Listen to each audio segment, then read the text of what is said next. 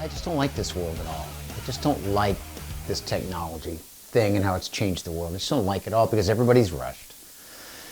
Nobody has any spare time and everybody's got to do something right now because, you know, it's been said a billion times, everybody wants everything right now. So anyway, I had 2 hours and I decided I was just going to laze around, and they had this mental illness seminar, you know, kind of like a conference or a conclave kind of thing. And mental illness and your family is what it's called. So it's free, you know. Come by and talk to other families and get their insights and perspective from doctors and all that, speakers and all that kind of thing. So I went, you know, and it was a beautiful day, and a cute little girl at the sign-up desks, you know, sign me up, give me a name tag, you know, and all, and Blade, you know, and they always smile. Blade, that's it. You have a last name? No.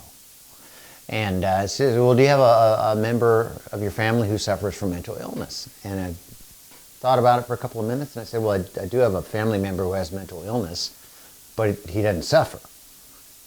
You know, and I guess we all think it's suffering, but I guess if you're mentally ill, how do you know you're suffering? Maybe you are, maybe you aren't. I guess we don't know. I mean, we suffer and we're supposedly not mentally ill, right? So, I don't know anything. I just don't know anything. But at any rate, he doesn't suffer because he is one of those schizophrenics that has this thing where he laughs inappropriately. It's called inappropriate laughter. Not all are like that, you know, and that's the thing about schizophrenia. Schizo is split with, so it's split with reality, not split personality, you know, like Sybil in the movie in the 70s, and she's scary, and she turns from one to Pat, to John, to Steve, to Maria. Make all these movies scary movies. It's not like that. It's split with reality, and it's based on hearing voices in your head. And it's just heartbreaking. You just feel so bad when you're driving down the road and you see a guy just talking to himself, you know, doing this and talking, disheveled and, you know, long beard, and he's been wearing the same clothes forever, and he's just talking to himself. And I always think to myself, you know, that's 9 times out of 10 he's just got a case of schizophrenia.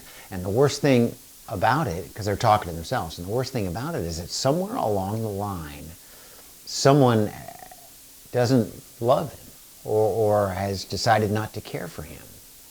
I think, you know, maybe everybody's got a story. I mean, I'm sure he's got a story, but, you know, and that's the difference, is that I have a brother who has schizophrenia, and he has a large family that loves him and cares for him.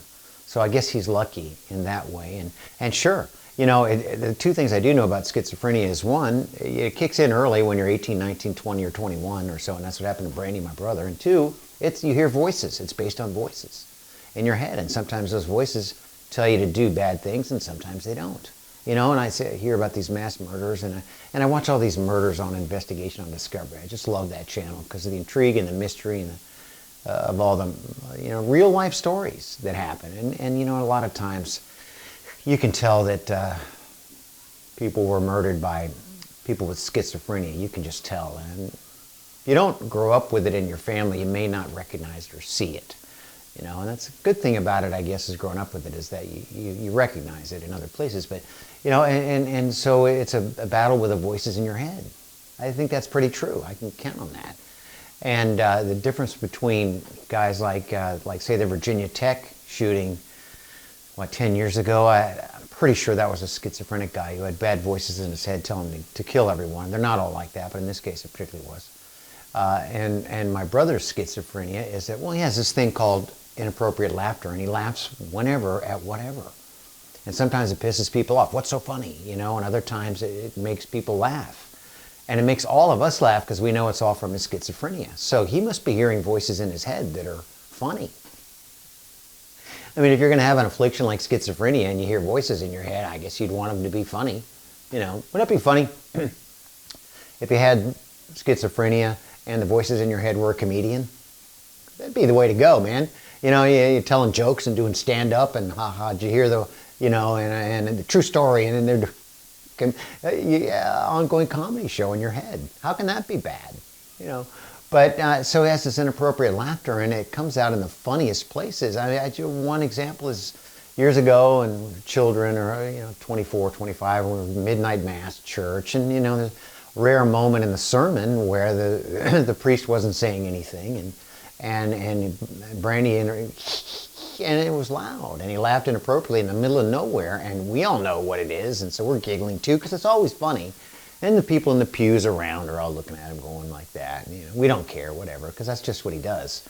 Somebody must have told a funny joke in his head, we tell ourselves. But and so it's about voices in your head. And there was a medicine that came out in 1989, and it's called Chlozaril, and it's supposed to help schizophrenics adapt and be able to function fairly well in society, because you can't function fairly well in society as a schizophrenic. Brandy couldn't. I mean, we'd have calls from the police in Chapel Hill at 2:30 in the morning, and he'd be in someone's yard just sitting there, not hurting anyone, in his underwear, not knowing what the voices in his head have told him, and not knowing what is up and what is down. And he would take off on the road and just hitchhike across the country, which he did, at least once or twice. And you do all these things that normal people don't do. And you have to take care of them, and make sure that they don't get into fights with people and get beat up, and because they can't take care of themselves. That's the saddest thing about the whole thing. But this Chlozaril medicine helps you, supposedly, and it's helped Brandy a ton. He's been on it for 1989 for, 20, 25 years or so. And he lives in a group home with 4 or 5 other schizophrenics, and they do real well. Tangela Jones runs the home, and it's all schizophrenics, and she knows about schizophrenics and mentally ill people, and she takes care of them. And was it Ian Hunter had that album out in the late 70s? You're never alone when you're with a schizophrenic, And it's like, it's funny, and we get it, but that's not quite right. Because I think basically what would be better is like, if you're a schizophrenic, you're never alone. That's the voices in your head. But I totally knew what he meant. Love Ian Hunter and yada and yada. But so he lives in the group home with a bunch of other schizophrenics, and they seem to get along just fine. And I talk to Brandy from time to time, and how's it going? Fine. And he goes to a group home, and he goes to a clubhouse, and they do chores and that kind of thing. And and he sits around in his downtime, and he just smokes. It's this big thing, cokes and smokes, and he downs a coke. It's the whole thing, smokes. And he's only allowed 10 a day, and that's it. He's looking forward to his next smoke. And and I talk to him from time to time, and really the only problem he really ever seems to have is boredom. He's just bored. It's the biggest problem he's got, is that he's bored now. He doesn't get into fights anymore. People don't beat him up. He doesn't get lost anymore. We don't have to pick him up at the police department in the middle of the night anymore. He's just bored. It's not too bad a problem to have if you think about it. So does he suffer from mental illness? No, he's just bored with it. I sometimes look at my cat Mike, and I look at him, and he's bored, and he's running around, and he's bored. And I sometimes think I wish I were him, because boring might not be too bad, because it's not stressful. It's a stressful life, man. It's a stressful world we live in right now, and like you have one good day and the next day's full of stress, and some people have it worse, and Brandy's the same way. He's just bored, and sometimes I think when things are bad and things are tense and stressful, I wish I were Brandy. I do, and I really mean it. And sometimes I wish I was Mike, the cat. Mike, you want to switch places for a day? Let's do it, man. I'll do it. You want to do it? And he'd probably say, hell no. Look at you. Brandy, I don't know what he'd say. He'd probably go, But so if your biggest problem is being bored, I'll take that all day. One of the side effects of Chlozaril is that, like most medications, you gain a ton of weight. So his face is fat and his body's really fat. And the problem with that is it's in combination with another problem that a lot of men have. And as you get older, men tend to lose it. And the problem with Brandy was that he was born without it. So he never did have a chance to lose it. I'm talking about your ass. What is it about men that when we get older, we lose our ass? What? And Brandy was born without one, so he has no ass. So compound that with big weight gain and big gut, and he can't keep his pants up. We'll be walking through a Barnes & Noble's, which he loves. He gets Starbucks and downs that because he gets a buzz real quick, and go outside, smoke a cigarette, or look at some magazines, or, this and that, and laugh inappropriately at people. We'll be walking through Starbucks, and his pants will fall down. In the middle of nowhere, and it's funny. And it's so funny, even he laughs. He goes, and he laughs, and he bends down, and he picks him up, and it could be anywhere. At McDonald's, we were at McDonald's, Nick and I, my brother, were at McDonald's, took him to McDonald's, we're standing there, and what are we going to order here, and the menus nowadays are just flashing at you. You don't know what they have anymore. They're irritating, these digital menus. And I'll look down, and Brandy's pants have fallen down, and everybody around him in line is looking at him, and he's giggling. He pulls up his pants, and we just... what are you gonna do? So we make sure he wears suspenders, and he loses them, and always.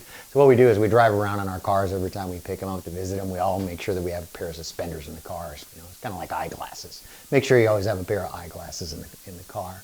But so it was fun talking with other people in this conference and this seminar, but nobody had the same story to tell that I did. So I always wonder if my brother is the only one whose biggest problem is boredom, and if he has this inappropriate laughter. No one seemed to have that problem. They were all downtrodden and bummed out because they had to kind of take care of their mentally ill family member for their whole life. But not me, and not Brandy. I'm telling you, I wish I were him sometimes.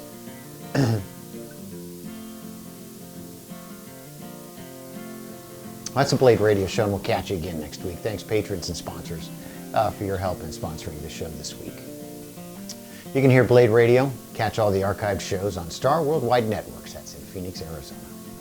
Oh, to live on Sugar Mountain with the barkers and the colored balloons. You can't be 20 on Sugar Mountain, though you're thinking that you're leaving.